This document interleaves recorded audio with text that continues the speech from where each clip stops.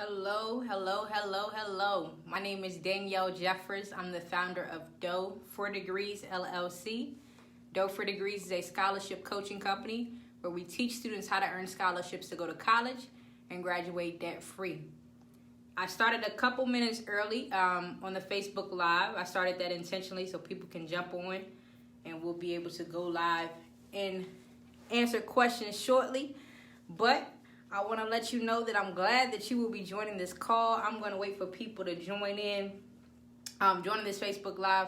I'm going to wait for people to join in and get started.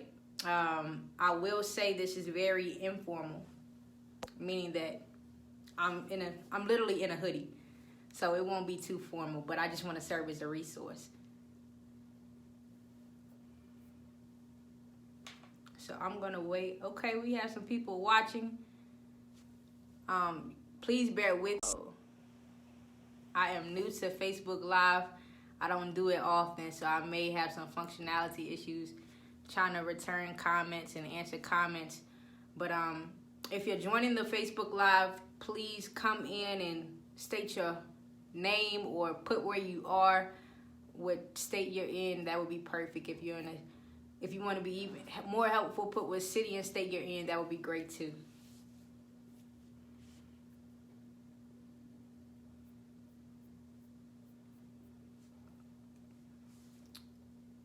All right, wait for a few more people to join in. As you come in, please just leave a message, say hello, or say something like, I'm in Virginia, hello from Virginia, or something like that, whichever fits you best, please.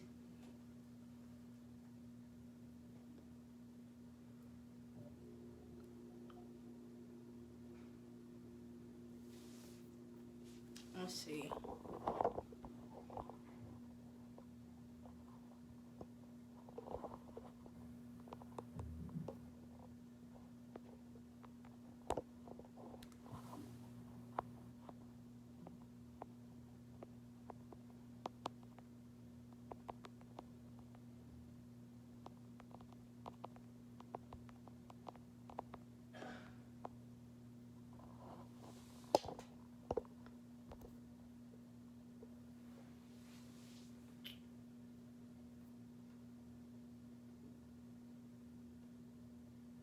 See, I'm gonna wait for some people to join. It's 3 o'clock right now, but I'll definitely wait for some people to join in.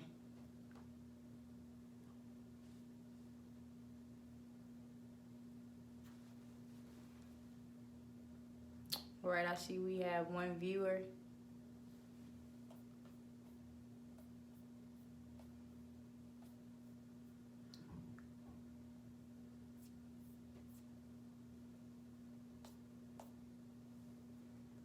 All right, if you're just joining, please join in, and if you want to, you can leave a message and just say where you're from. You could just say like, I'm from Virginia or something like that, just to see who's on the call so I get a feel for what's going on. I'll let you all know this will be more of a conversation. My goal is to have as many people join as possible and to have a conversation about how you can succeed in winning scholarships as a high school senior. I would not be teaching that much tonight. If you're familiar with me and what I do, you know that I teach students how to earn scholarships to go to college and graduate debt-free. That won't be my approach tonight in terms of teaching, but it'll be more to have a conversation about how you can earn scholarships. And so I'm going to wait and see if a few more people come on, so we'll give it a couple more minutes, and then we'll jump into the conversation. For those of you all who have taken the time out of your day to join, I do appreciate it. If at any point you can't hear me, please type a message and let me know. I want to address that as soon as possible. But if at any point you can't hear me, please let me know. If there's some technology difficulties, don't hesitate to let me know.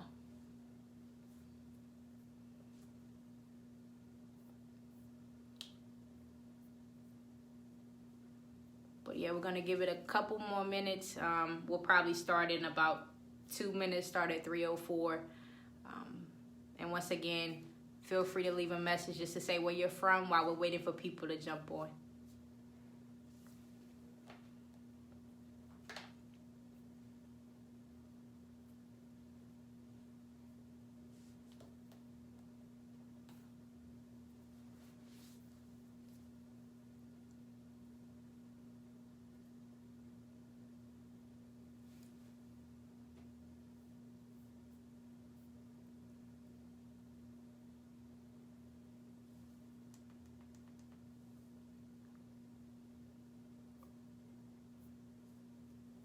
Does anyone have any questions before we get started?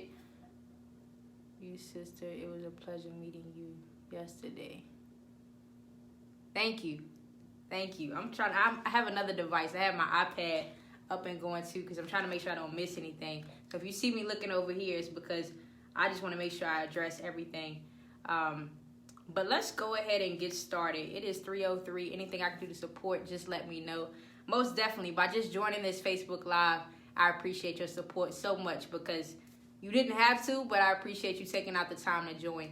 And so let me introduce myself. I'm going to introduce myself. I'm going to tell you the purpose of this Facebook Live and share with you some tips to help you earn scholarships. Before I do get started, I want to give you a disclaimer. This is very casual. Like, I'm literally talking to you in a hoodie and some sweats. It's extremely casual. I didn't intend for it to be formal, purposely because I want to have a conversation. I want to keep it as friendly as possible. I am not here to sell anything to you. I am not here to force you to do anything. I'm just here to serve as a resource and to be hopefully encourage you by telling you my story, and to give you any tips and answer any questions that you have.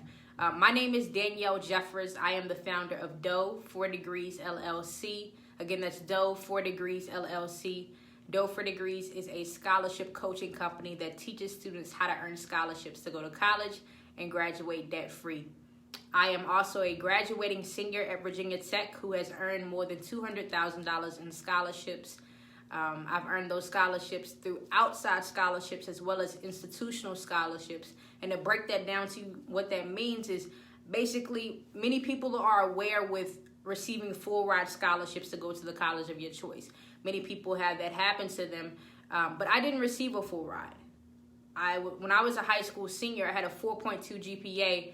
I had more than 200 hours of community service, yet and still I did not receive a full ride scholarship.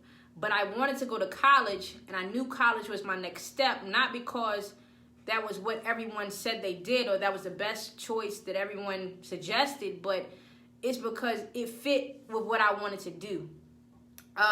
To be quite honest with you, I will say I have always been an ambitious person. I'm very goal-oriented. I seek to achieve a lot of things in my life.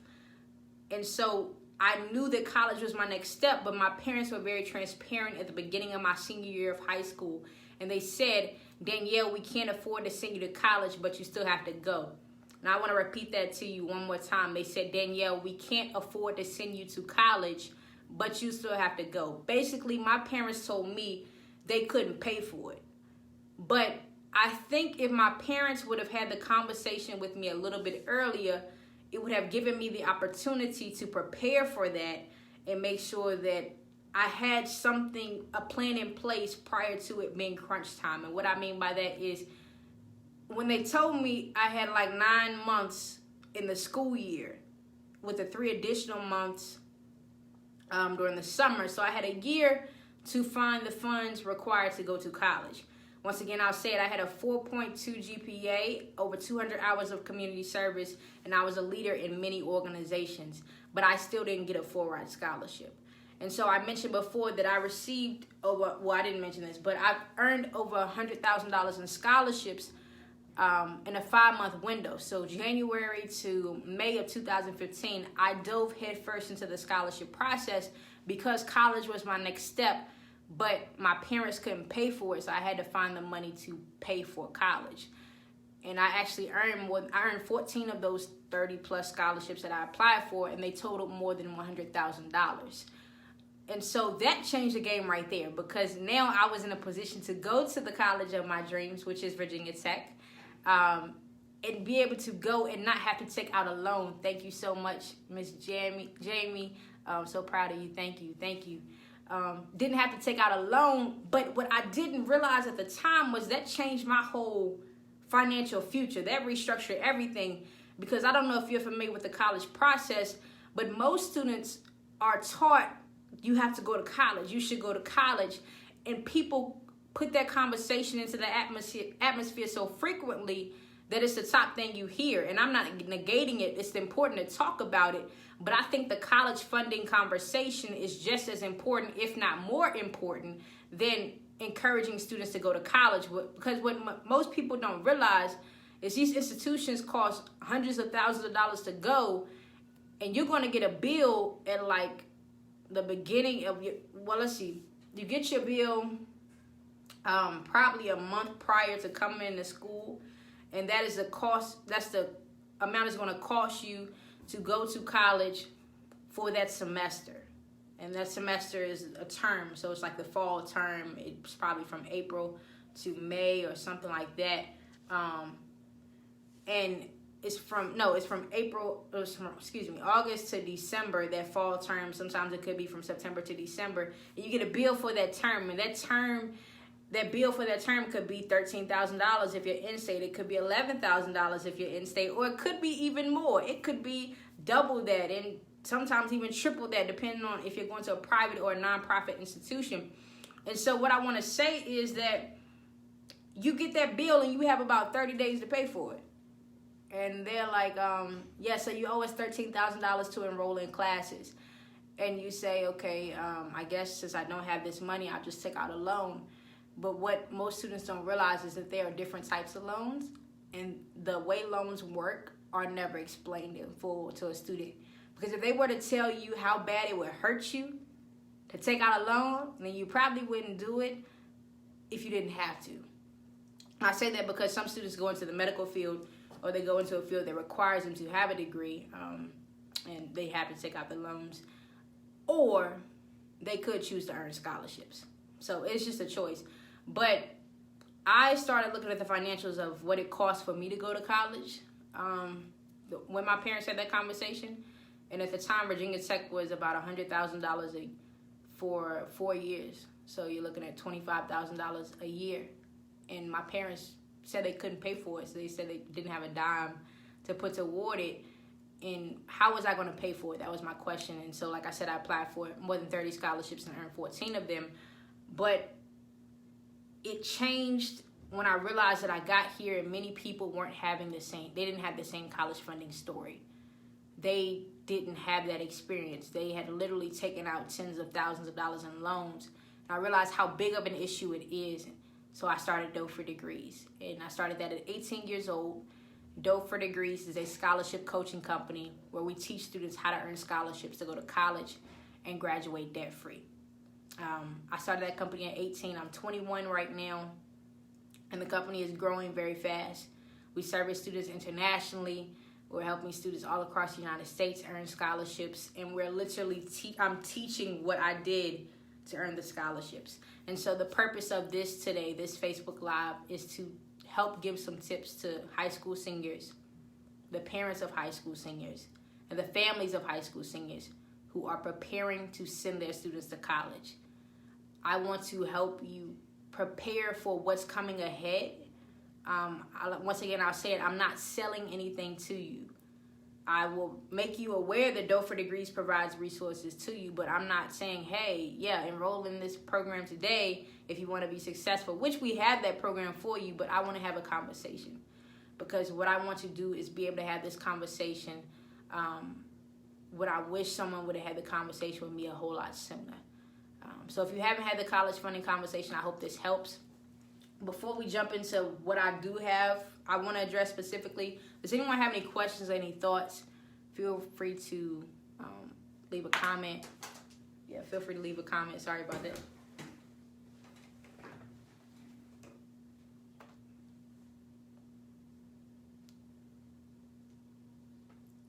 No comments. Cool.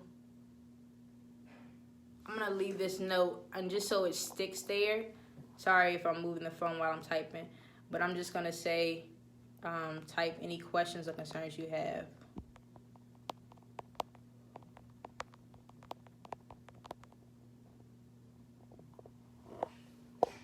Just so people know that, like, it's nothing,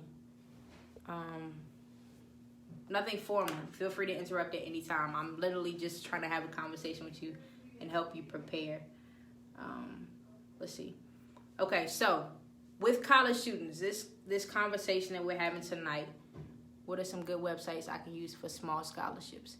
Okay, Floyd, I think we met yesterday. Some good websites you can use for small scholarships. That's a good way to start. I want to let you know that if you're talking about small scholarships, are you quantifying it in like $500, or do you mean local scholarships, like scholarships that are available in your hometown? If you could type and tell me a little bit more, that would be great. And while I'm waiting for your reply, and just say whether you're talking about local scholarships, which are available for students only in your hometown, or the small scholarship that's like $500, I will say that there are different types of scholarships. There are local scholarships, regional scholarships, national scholarships, and institutional scholarships. And what I mean by that is those scholarships are offered to students from a particular area. Local scholarships, okay. What are some good websites? So when it comes to local scholarships, they're offered to students from a particular area. I mentioned that I earned over $100,000 in scholarships in 5 months as a high school senior. 75% of the scholarships I earned were local scholarships. And those came from becoming my guidance counselor's best friend. What I mean by that is I was literally knocking on my guidance counselor, and she wasn't even my assigned guidance counselor. Like, she wasn't my assigned guidance counselor. I was knocking on her door every day. It's like, hey, I need scholarships to go to college and graduate debt-free. Do you know of any resources that can help me? And what they had was where students make. Okay, I'm going to come to that one next. What they had was they literally had a drawer in the guidance counselor's office labeled scholarships. And I would go in that drawer, and she had them alphabetically organized, and I would pick out the forms for those local scholarships. What most students don't realize is the local scholarships are paper-based. And what I mean by that is you have to go find the form from the organization, either know someone who knows the organization, or know the guidance counselor who has a copy of the form at your school, and go get that form and mail it to them. Now, these are the local scholarships I'm talking about. Now, national scholarships, technology is too widespread for people to mail stuff to these big organizations like Coca-Cola. So they have online applications where you just go to the website and you fill out the form and you submit your application online. But these local scholarships, what they're usually paper, and because they're local, they're not marketed as well. And especially if you come from a city like I do, I come from Danville, Virginia. It's not as modern as maybe a Greensboro, North Carolina. It's not as metropolitan. It's not as the technology isn't as up to date. And the people who control the funds in those local areas usually are like, hey, we're still doing pencil and paper over here, so you're going to have to mail this to us, which is something you're going to have to do. So let me give you some pointers. Let me give you some action tips. Okay, for local scholarships. Number one, become your guidance counselor's best friend. So literally, what's today? Sunday? Tomorrow, or when you go back to school, go see your guidance counselor and ask your guidance counselor, hey, I need scholarships. Do you know of any organizations in our local community who are offering scholarships? That's number one. If she says yes, what you want to do is to say, where are the applications so that I can apply for these scholarships? If she says, I don't know, then what I encourage you to do is to look at the schools in your local community. Like for me, I'm from Danville, Virginia. I went to George Washington High School. Chatham High School wasn't too far. Martinsville High School wasn't too far. Dan River High School wasn't too far. So what I did was I went on their websites, and I was like, I wonder if they have a scholarship tab on their website. And I started looking at what they were telling their students to apply for. And some of them were for students who resided in Danville in Pennsylvania County. And so I lived in the city of Danville, but Pennsylvania County was around us. And because it was offered to both populations, I still had the chance to apply for it. So that's tip number two. After you go talk to your guidance counselor and you figure out where these applications are, or if she tells you no, then the tip number two is to definitely go talk to some guidance counselors at the other neighboring schools, your rival school, or go look on their websites. I would do both personally because you need the money. So if they tell you no, it's not going to hurt you. It's only going to help you because you know that solution didn't work. But that's tip number 2. Even if your first guidance counselor tells you, yes, we have them, still go look at the other schools because it will only help you. It's not going to hurt you. Okay? Tip number 3 for local scholarships is to go talk to some businesses. You want to see who your parents are connected to. What is on my shirt? You want to see who your parents are connected to and what organizations they're in, and go talk to those people. Literally, all you have to do is like, hey, is your organization, your fraternity, your sorority offering scholarships? Do you know what the timeline is for that scholarship? Is the scholarship open? Is the scholarship due next month? Like, does the scholarship open next month? Figure it out. Talk to these people and get some answers, okay? Floyd, let me know if that helps you. The reason why I didn't specifically state any websites for these small scholarships is because typically it would be a very fine search. I do suggest using Google and like searching scholarships in Danville, Virginia, or scholarships for students in Danville, Virginia, and seeing what pops up. You never know what could pop up. But I said Danville, Virginia because that's where I'm from, but I think if you're in like the 540 area, so Roanoke County, Roanoke City, scholarships in Roanoke County, scholarships in Roanoke, Virginia, something like that, a Google search like that might help you pull up some things. Also, what I think would be helpful is to pull up local businesses, local organizations in Roanoke, Virginia, and just start calling these people. It's like, hey, I'm a student at such and such high school. Does your company or organization offer scholarships? And literally have a spreadsheet, write the name of the organization, write the date you call them, and write whether they said yes or no, and then the details of that scholarship. That's a good way to go. Floyd, let me know if that helped you. Ms. Thompson, what are some mistakes you're aware students make? Okay. Students procrastinate. Be point blank with you. Students procrastinate. They tend to say, oh yeah, you got all that money. No problem, Floyd. I'm glad I helped you. Thanks so much. Great advice. Okay. Back to Ms. Thompson. Students procrastinate. They are like, oh, your story is so amazing. Like, how'd you win $200,000 and get all this extra money, quote unquote, aka refund checks? How did I do that? It's because I was persistent and I beat the system by learning how to manage my time. And I have that in my program. Again, I'm not selling you anything today. I'm just answering questions. I learned how to manage my time. What I mean by that is, yes, when I was applying for scholarships, I was taking a partial college course load because I was enrolled in dual enrollment classes. I was taking a high school course load because I still had to take the classes to earn my high school advanced diploma. I was active in my Boys and Girls Club. I worked at the local credit union in my high school. I also had responsibilities at home that were different than my peers, and I won't get into that, but I had to do some extra work at home. And I was applying for scholarships and applying for colleges and preparing for everything else that was coming up associated with graduation and prom. All those things on my plate forced me to wake up every morning from January to May of 2015 at 5 o'clock in the morning every single day to apply for scholarships. I'm not being facetious with you. I am so serious. I literally woke up at 5 a.m. every day to apply for scholarships in that 5-month period. I lost sleep. I look like I look right now with bags under my eyes because I still do the same thing right now. Even though I'm not applying for scholarships, I'm running a company which requires me to put more time into it so I don't get a lot of sleep. And so what I mean by that, I had to learn how to manage my time. But I hadn't mastered it the way I mastered it now. The way I mastered it now is I use a calendar. So everything is scheduled. Like I know what I'll be doing 3 weeks from now and where I'll be because it's all in my schedule.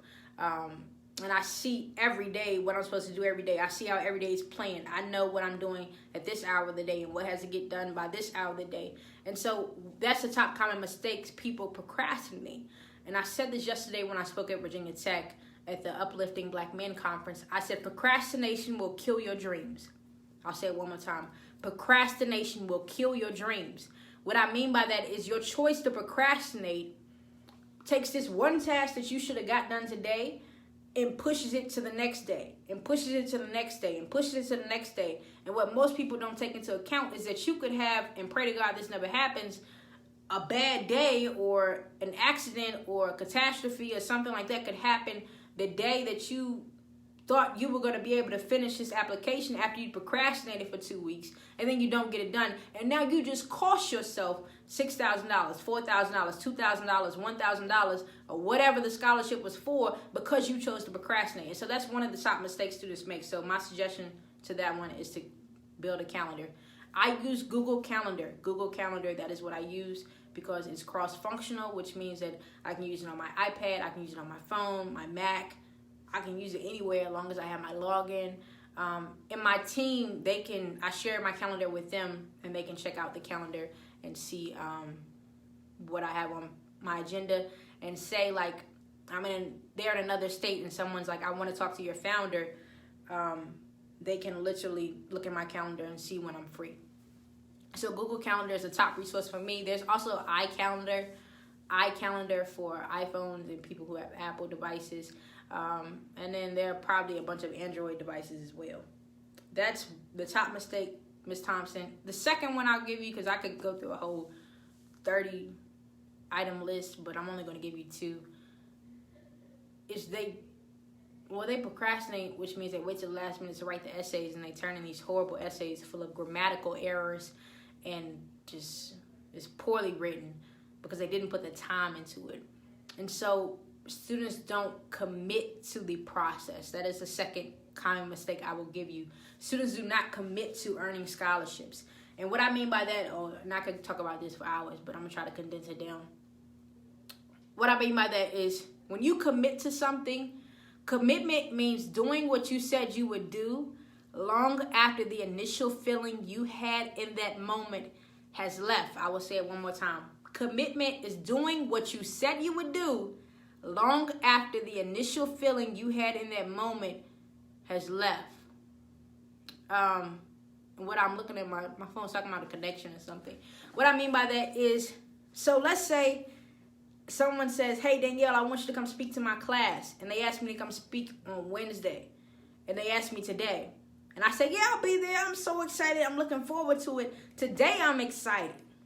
Wednesday, I might wake up like exhausted after only having 2 hours of sleep the last 2 days and like just not feeling well. And I'll be like, oh, I'm tired, so I'm just not going to do it. I don't feel like doing it. Catch that. I don't feel like it. But your commitment you made will surpass your feelings. Your commitment is more important than how you feel in the moment. And because you made a commitment, you still have to do it.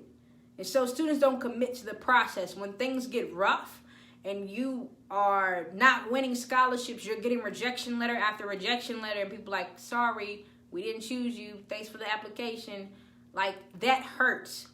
But you have to teach yourself to overcome rejection and embrace the fact that, hey, I know I'm supposed to go to college, and I know I'm going to need money to get there. And if you told me no, that just means no right now. I have to keep pushing and knock on somebody else's door and submit another application to figure out how I can get this money. I have received so many rejection letters applying for scholarships. Like, I literally have applied for hundreds of scholarships, and probably by now I've only won maybe 30, 35%, something like that. I don't know, because I just stopped counting at one point. But like, I probably won 35. I'll be generous and say 40% of the scholarships I applied for. I received 60% of the scholarships I applied for rejection letters. So you have to just stick to your commitment. You said you were going to do this for you, and for you to be successful and live a life of financial freedom. So stick to your commitment. Ms. Thompson, please let me know if that was helpful by leaving a comment. Ms. Wimberly, I'm a parent of a high school senior. Where should we start looking for scholarships? Let me jump back to what I was mentioning before. Thank you for your comment, Ms. Wimberly. When I said there are different types of scholarships, I don't know if you were on the Facebook Live at that time. If not, no worries, I'll go back. I said there are local scholarships, there are regional scholarships, there are national scholarships, and there are institutional scholarships. To distinguish them, local scholarships are available in your hometown. They may say, hey, this scholarship is for a student from Blacksburg, Virginia, who has good character and They have a 3.5 GPA and they're active in their community. Because it's specifically stated it's for a student from Blacksburg, Virginia, that means that scholarship is only for a student from Blacksburg, Virginia, which makes it a local scholarship.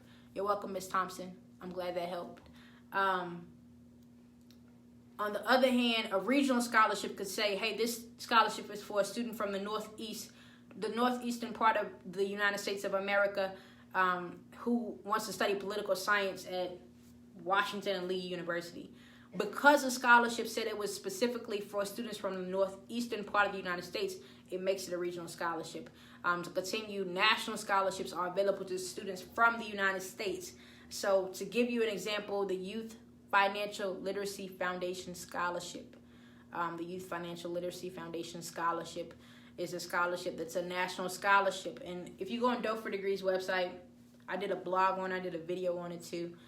And I talked about the YFL scholarship. It opens every fall and it closes, you have to double check because I forgot, but I think it closes in December. But it opens every fall, and this year they gave out $350,000 in scholarships. And what I mean by that is they gave out first, second, third, fourth, 54th, and 55th place. If I'm being funny, they gave out 55 different scholarships to 55 different students from all across the United States. When I was 17 years old, I applied for their scholarship, and I won first place. And they gave me a $6,000 scholarship. And they sent me to Las Vegas, Nevada to go get that scholarship. I hope you catch what I just said. I hope you caught what I just said. They gave me a $6,000 check. And then they paid for my flight, my hotel, and my room service for 3 days. All expenses paid to go get the scholarship that I applied for. I only had to answer a 20-question financial exam and write a 500-word essay about my financial goals to get a $6,000 scholarship check. Not only did they do that, but they also put me in their national magazine, and they circulated me and my name throughout their network. And as a student, that is extremely powerful because now people are familiar with your name and your face before you even step on a college campus because you won a scholarship. So that's an example of a national scholarship. Institutional scholarship is offered by an institution, and this is what most people are familiar with when they say they received a full ride scholarship, is these scholarships offer students academic and athletic scholarships, and they could be full rides, and they pay for everything associated with your cost of attendance, which basically means your tuition, your room, your board, fees, all of those things. And so what I said, your question is, where should you start looking for scholarships? I hope I helped explain the different types of scholarships. I would start local. The reason why I say that is because scholarships, there are a pool of scholarships. And so imagine this, you have an institutional scholarship. I attend Virginia Tech. There are 35,000 students at Virginia Tech. Imagine 35,000 students applying for the same scholarship and they're only offering one scholarship. My chances of winning that scholarship are a whole lot lower versus applying for a local scholarship and only 10 people might apply. I have a 1 in 10 chance of winning that scholarship. And so I say start locally, like focus on the local scholarships. Call your guidance counselor and say, hey, do you offer scholarships? Floyd asked me a question and I was telling him that too. But also, once you've maxed out that, and you can do a mix. When I teach my clients, I'm like, let's have a mix of scholarships you're applying for. So I like you to go heavy on the local side, and we're going to build a search system for you to help find these scholarships. That's what I do with my clients. We're going to build a system to help you find these scholarships. And then we're going to go and tap into the regional scholarships and mix it in with some national scholarships. But if you are currently at a university, we're going to definitely mix in a good portion of institutional scholarships as well, so that you're spreading yourself in different places. And that's coupled with community service, which leads me to a good point right here. If your student, you say you're a parent of a high school senior, if your student is not doing community service, then they need to start. But this is the even bigger part. If your student is doing community service and they're not tracking it, then they're hurting themselves. I'll say that one more time. If your student is doing community service and they are not tracking it, then they're hurting themselves. But we do have a resource available for you through Doe for Degrees. If you go on our website, doefordegrees.com, you download our April 2018 scholarship newsletter. We have a community service log in there. And you can print that out, print out as many copies as you want to, and do community service, log it, and get someone to sign it, and take that paper with you everywhere you go. When I was a high school senior, I literally carried my community service log with me every day. And it was like 10 pages of the same piece of paper stapled together, and it was blank until somebody filled it up. Miss Wimberly, please let me know if that helped you. If that did not, then I want to make sure I do help you. So please let me know. Thank you so much. Okay, thank you. You're welcome. Any other questions? I'm literally on here just answering questions and hopefully able to help you all today. While I wait for the next question to come through, I will say this right here. If you have not submitted your FAFSA, your free application, thank you, Ms. Wimberly. It was insightful. If you have not submitted your FAFSA, your free application for federal student aid, it is extremely important that you submit it now rather than later, because the free application for federal student aid has priority deadlines. And what that means is your college or your university that you seek to attend, and even the state, has set a deadline that you have to submit the FAFSA by. And it varies. So you will have to go to your schools, your universities, or colleges' website, look at the financial aid tab, and to see what that FAFSA deadline is. You can also go to the official FAFSA website and search it by state and see what their priority deadline is. But I encourage you to focus on that institutional deadline, because if you miss that deadline, your chances of maximizing your Pell Grant, and if you choose to go the loan route, your subsidized and unsubsidized loans are a whole lot lower. What I mean by that is if you miss that deadline, the people who can, the federal government, people who give this money away, you'll be like, oh, you were late. Nah, we'll give you less. And it's the priority deadline for a reason, because the students who submit their FAFSA by that deadline have the highest chances of earning the most money. Let's see. We'll see if another question is going to come in. So that's about the FAFSA.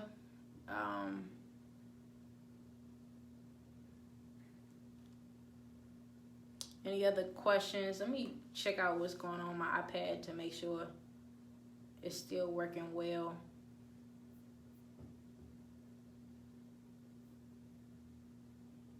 Any questions? Any questions for like what college life is like, or why did I choose Virginia Tech, or anything like that? Just feel free to leave a comment. Once again, I don't have a structure for this. I am not teaching. I am only answering questions and seeking to have a conversation. I could teach you, but that's not the purpose of this. It's definitely just answering questions you have and to help make sure you all are having a conversation about scholarships. I will say this for those of you who are on the call, make sure you go to Doe for Degrees website. As soon as you click on our website, let me make sure I say this correctly. Go to doefordegrees.com. The first thing you will see is our 2019 Scholarship Success Series. And you'll see a video. It's the second sentence says, complete the follow-up form to receive additional information. Make sure you complete that form. I will send you additional information based on this call and things that help you earn scholarships. But I can only send it to you if you fill out that form. So please complete that form on Doe for Degrees website to the front. Do you have any recommendations for a first-generation college student? Ms. Thompson, do I have any recommendations for a first-generation college student? Yes. My first recommendation, be confident. Be confident.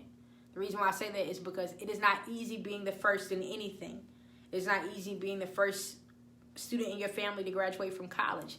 It's not easy being the first student to enroll in a certain program or the first to seek to graduate debt-free. It is not easy doing anything and being the first, but you have to be confident and be secure in yourself and know that what you're doing is a good decision and that you can and you will achieve what you seek to achieve if you work for it, okay? That's the first thing. Be confident. Once you have your confidence, or as your self-esteem is growing and you are more sure of yourself, everything else will open. When it comes specifically to scholarships for first-generation students, there are a lot of scholarships available to first-generation students. Ms. Thompson, if you don't mind, will you tell me a little bit more about you, like where you go to school, where you want to go to school, or like what's your hometown, so I can help narrow that down to you specifically. I have something up on my iPad. If you're not in school, Ms. Thompson, just tell me exactly what specific questions you have about first generation students in regards to scholarships, like where they can find them, or are there any available, anything like that. While you're doing that, I will let you know that it's good to go talk to your financial aid office and go speak to them and say, hey, I'm a first generation student and I'm seeking to find scholarships that I can apply for. Or if you know of any grants that I can apply for, please let me know. Grants differ from scholarships. I work with students in Richmond. Okay. All right. I'm going to finish this thought and I'm going to come back. Grants are different from scholarships because grants are usually state or federally funded, and they're given to you based on the criteria that you met. So like for me, there's a grant that I received because I'm an in-state resident who attends Virginia Tech, and I think it's because I'm a minority, and I have this GPA. I meet that GPA threshold, which means I have like a 3.5 or higher. I forgot what the exact figure is, but if there are grants available to you, then they'll usually automatically be matched to you. Scholarships, on the other hand, you have to search for them. So what I will suggest, Ms. Thompson, you work with students from Richmond. Do I have recommendations for a first-generation college student? Is to make sure you fill out that form, because I have some things I can send you, but I need your email address. So go to Dough for Degrees website and please fill out that form. So I have your contact information. Second, I will say is to figure out where your students want to go to college. Even if they just have like 5 different colleges on that list, that's fine. What you want to start doing with those 5 different colleges is helping them identify how much it's going to cost them to go to that college every semester. Their own challenge on top of being first gen. This population comes with their own challenge on top of being first gen. Okay, Ms. Thompson, I'm not sure if you can disclose any more about that, but if you can, I just want to make sure I have a clear understanding. That would be good. Are these youth like in a troublesome environment? If that's the case, please let me know. Or if you can't disclose anything, just to make sure I have more clarity in regards to your question, that would help a lot. Figure out where these students want to go to college. That would be helpful to identify exactly how much it's going to cost them. And then to see what their GPAs are. And you can start helping them get their GPAs to at least a 3.0 so that they have a higher chance of earning scholarships. All scholarships don't require you to have a high GPA. Some scholarships don't even ask about your GPA. But having a 3.0 GPA speaks well of you, and it will help you when you do apply for scholarships. First generation students, I'm going to do a Google search real quick to see what I can come up with. I'm going to type in scholarships just to see what pops up. Type in scholarships for first generation students.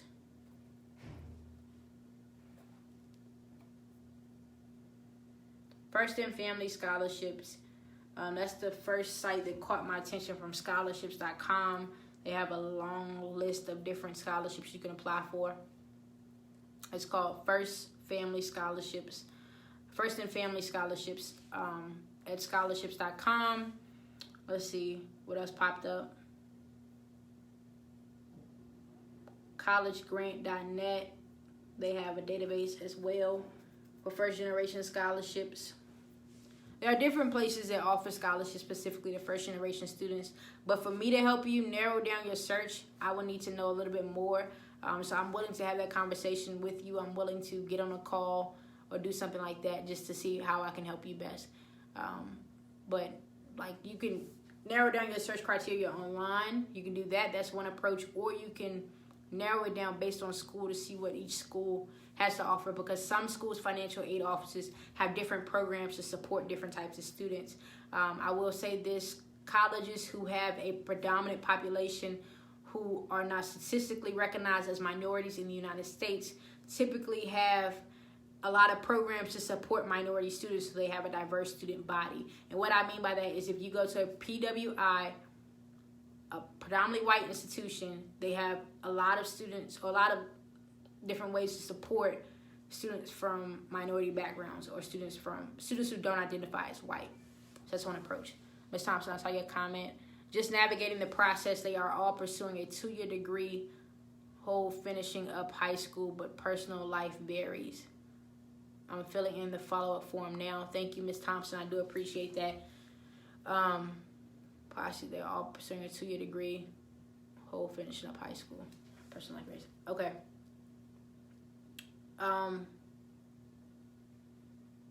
I think it's best if we have a conversation, because I have some ideas in my head, but I think it's best if we have a conversation. So I'm going to shoot you an email today based on the information you leave in that follow-up form, and we'll schedule a call as soon as possible, and we'll have a conversation and see exactly what we can do for your specific students, and how I can help them.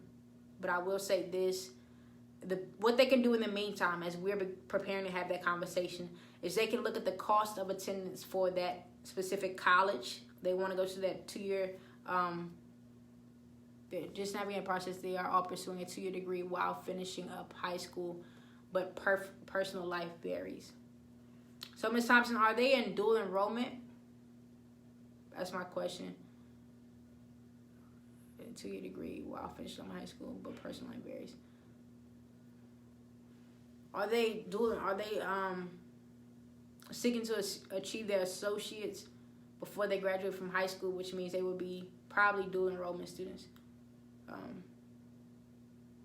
But if they are the case, then I can help you with that too. I think it's best that we have a conversation.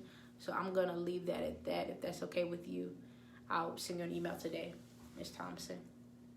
Anybody else have any questions? We're about 44 minutes into this Facebook Live call, and we're talking. Okay, thank you, Ms. Thompson. I'm definitely going to follow up with you. We're about 44 minutes into this Facebook Live, 45 minutes in, to this Facebook Live call, and I'm answering any questions that you have about scholarships, any questions that you have about graduating debt-free. The reason why this is labeled for high school seniors is because that's the audience I want to speak to specifically today. While I'm waiting for your questions and concerns to come in, I will say this, and this is an important step you need to take if, yes, dual enrollment. Okay. I have a plan in here. I will get that to you ASAP. But okay, I know exactly what I want to do to help you all if it fits you. If it doesn't, then we can work on something else, Ms. Thompson. I was saying there's an important step you need to take no matter if you're going to a 2-year college, you're going to a 4-year college, and that is to identify your cost of attendance. Identify how much it's going to cost you to go to the college you want to go to. And based on that figure, you want to identify how much your parents can contribute. So let's say your cost of attendance is $20,000 a year. Cost of attendance, let me define that for you, so hopefully this helps you. Cost of attendance is the amount of money it is going to cost you to attend a university or the college of your choice for a period of time. And that period of time could be communicated as a semester, the full year, or the 4-year period. So what I like to do through DOE for Degrees is I like to identify the cost of attendance for that 4-year period. Now, keep in mind that the tuition rates usually go up every year, or at least every 2 years. They have gone up, I want to say 3 times since I've been at Virginia Tech. They increased by like 2% at least every year. And for some of you all, they're like, oh, that's not a lot of money. But when you come from a background where your parents can't afford to send you to college, like, that's a lot of money if tuition is increasing by $1,000 or $2,000 every year. Because you have to figure out how you're going to pay for that. And that's just tuition alone. If you're living on campus, you have to figure out how you're going to pay for room. And if you're usually living on campus and you're forced to pay for board, which is your meal plan, as well as you have to figure out how you're going to pay for your books. And God forbid you have a car and you don't have a lot of money. You put gas in your car, you keep your tags on, pay for your sticker, the mechanics, the maintenance, all of those things, as well as keeping your hair done, getting a haircut, making sure you're professional for interviews. There are a lot of expenses with college that aren't communicated in the sticker price. So the cost of attendance, identifying that number, and then from there identifying how much your parents can contribute. You can start with a 4-year number over a 4-year period and break it down per year and break it down per semester. And then identifying the payment deadlines for each semester. And with those two figures, the cost of attendance and the amount your parents can contribute, you'll get your unmet need. And then you want to factor in how much financial aid you'll receive from the federal government. I saw a form come in. From the federal government, as well as from other scholarships you're expecting. And once you have that figure, then you want to figure out how much money you need in outside scholarships to graduate debt-free. That's a step. I didn't see any questions come in while I was explaining that. I hope that was helpful. Please let me know if that was. If it wasn't, then I apologize. And I want to make sure that what I'm saying is clear. So I will go back and re-explain. But does anyone have any questions? Once again, if you're just joining this Facebook Live, I am not teaching tonight. I am literally answering any of your questions or concerns you have about college, scholarships, and finding them. Just want to have a conversation and serve as a resource.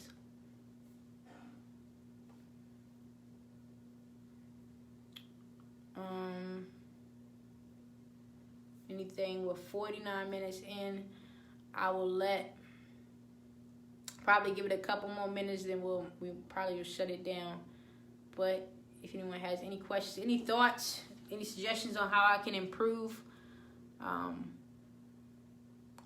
like, is there something you think I should do differently next time? Because we're doing this again next Sunday at 3 o'clock p.m. Eastern Standard Time. We are focused on undergraduate college students and having a conversation about scholarships.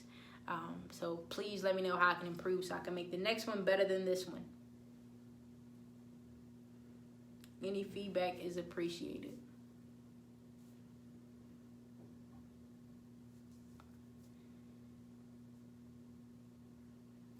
While I'm waiting for that, I will let you know about Dough for Degrees and what we do. Dough for Degrees is a scholarship coaching company where we teach students how to earn scholarships to go to college and graduate debt-free. Once again, we are a scholarship coaching company.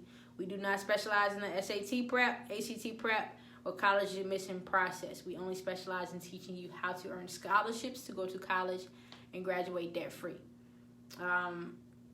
This is a great session. I look forward to more. Thank you, Floyd. I appreciate your feedback. Thank you.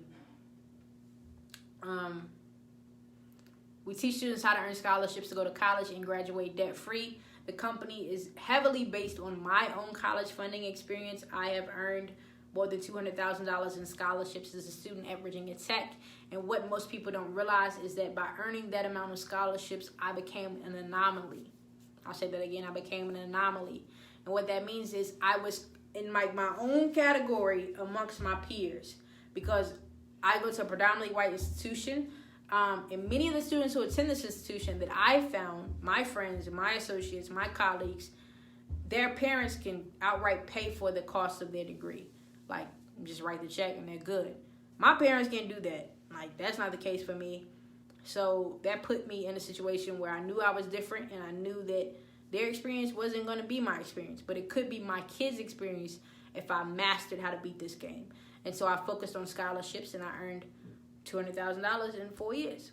And my education has cost me about $120,000. Something like that. So that just lets you know that you can, there's some benefits to it. But it forced me to look at the reality that many students don't have this experience, or they're applying for scholarships and they don't know how to win. And so we teach these students how to earn the scholarships through our best-selling product, which is our Scholarship Success Program. And that's something you can learn more about on our website. If you get on it on your laptop, you'll see the shop tab. If you get on your phone, you'll see a shop tab on our website. If you get on your iPad or a desktop, it'll say products, I believe. But it's the same thing. Just tells you about our products and services. Awesome. Give it a couple more minutes before I close this out. I'm glad we had this conversation. I hope it was helpful. And before I wrap up, any last thoughts, please leave a comment. Please let me know. I want to say this. having a conversation with your student or with your students, if you're a educator or community leader or organizer, something like that, is the most important thing you can do. Because having that conversation leads to transparency. It allows students to self-assess and put themselves in a position to win. And so if you choose not to have the conversation because you don't want to disclose how much you can contribute to your students' education, or the fact that you don't have any money saved for them to go to college, and you prioritized, for some people it's bills. Like, I literally had to prioritize keeping heat in the house above saving $20 every month for your degree, like 4 years after you get out of the house. Like, so for some people that's the case. For other people it's like, no, I prioritize your Jordans and your new iPhone 10 over saving that amount of money for your college degree. If you're not having that conversation, you're hurting your student more than you are helping them. And you could be hurting them even more in the future. And what I mean by that is you put yourself in a position where your student sometimes has to go to the financial aid office and take out a loan. And though they may not feel the effects and the pressure of that loan in the moment, they will. Because God forbid they take out an unsubsidized student loan. Once again, I said unsubsidized, UNSUBSIZED, unsubsidized, something like that. Unsubsidized student loan, that loan is accruing interest while they're earning their degree. That means you're sitting in the classroom, in your biology class, your calculus class, whatever, and your loan is gaining interest. It's gaining interest on the principal. Now, for students, you may be like, what in the world are you talking about? A principal is a monthly payment that's due for your loan.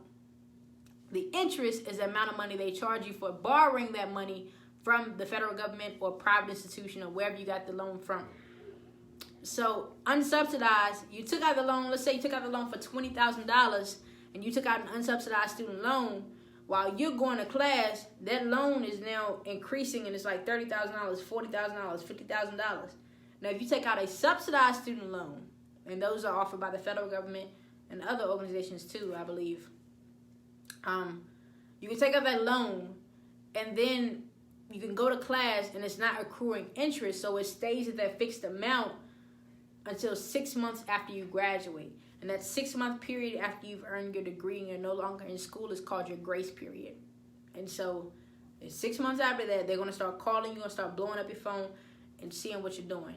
To be honest with you, if you want to learn more about other people's experience, the opposite of my experience, because I earned scholarships, so no one's going to call my phone and say you owe me $1,000, you owe me $1,000 this month for your loan you took out 3 years ago. No one's going to call my phone because I'm not in trouble. I'm not in debt. But if you want to see the opposite of my experience with students who have debt, go to Dough for Degrees YouTube channel. I'm going to try to pull this up right now on my iPad and show it to you. Go to Dough for Degrees YouTube channel. We have a playlist called The Student Debt Epidemic. And I want you to watch the first video on our playlist so you can get a feel of what it's like to have student debt. Let me see if I can pull this up. Let me just hold it up.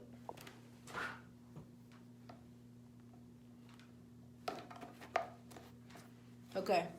I'm on Dough for Degrees YouTube channel. You want to scroll The Student Debt Epidemic. And you want to watch the first video. We have a bunch of videos. We put a playlist together for you. But the first video, this $900 a month student loan payment person, watch that video. Please watch that video and get a feel for it, okay? All right, that wraps up this call, or this Facebook Live. Sorry, I said call. Wraps up this Facebook Live. I appreciate your attention. I appreciate your engagement. Please share this with someone you know. I will see you next Sunday. What is next Sunday? March 3rd, I believe. I think next Sunday is March 3rd. If it's not, whatever date next Sunday is, I will see you at 3 o'clock p.m. Eastern Standard Time for a Scholarship Success Series episode focused on undergraduate college students. I hope you have a great Sunday. Thank you again for your time and your attention. Make sure you fill out the follow-up form on our website for additional information. That's the only way we'll be able to send it to you, is if you fill out that follow-up form. I will talk to you next Sunday. And in the meantime, no problem, Ms. Thompson. Thank you. In the meantime, please follow Dough for Degrees on social media, Facebook, Twitter, and Instagram at Doe for Degrees for daily content related to scholarship success, as well as LinkedIn. You can add me at Danielle Jeffers and subscribe to our YouTube channel at Doe for Degrees. I'll see you soon. Have a great day.